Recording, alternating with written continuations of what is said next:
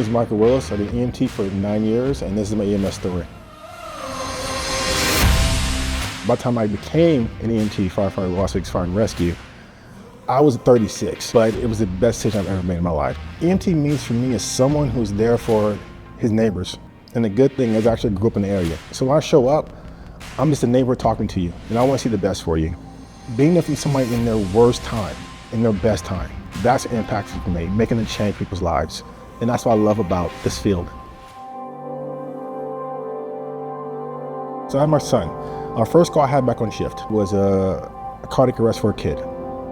My son is only 6 months old. And the kid looks like my son almost. We get this whole PD code, we transport, get back to the station. The captain's like, hey, listen, we're gonna go out of service. But he talked to us and talked to us about the call, talked about how we felt.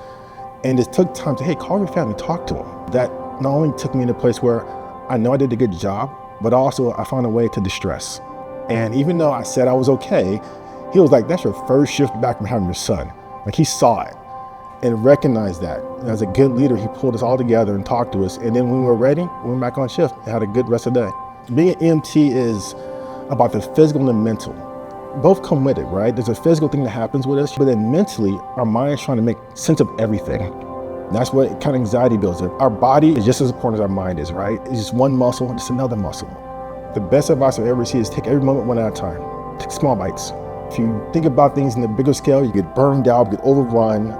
But if we can break things down a little bit smaller and we're able to handle things better and being okay with not being okay. This career can either physically hurt you or mentally hurt you. So you have to take care of yourself. I'm also in the honor guard. So I can tell you that, unfortunately, I had to bury several members of multiple departments. I don't want anybody to ever commit suicide. Before you get to that point, call somebody, please. One, you're my family member. I don't want to see you go. Two, I'm not gonna bury you. And I gotta talk to your family. Go to a doctor, it's okay. That shouldn't be something that's frowned upon. I want to be an A-type personality where I'm tough, I don't have to talk to anybody, but understanding that your brain can only consume so much. You have to be able to let that out.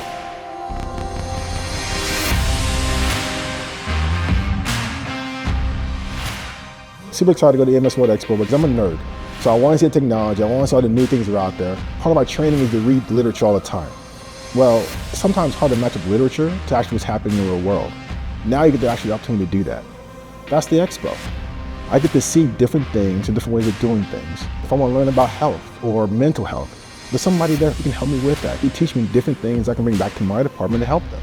But then also the biggest part is that having experience of talking to somebody who's used that information, who used that equipment or has that information, to get their actual experience with it. Because that's what we all want. We want experience, we want knowledge. And have first-hand experience with that knowledge, that's golden. It's rare.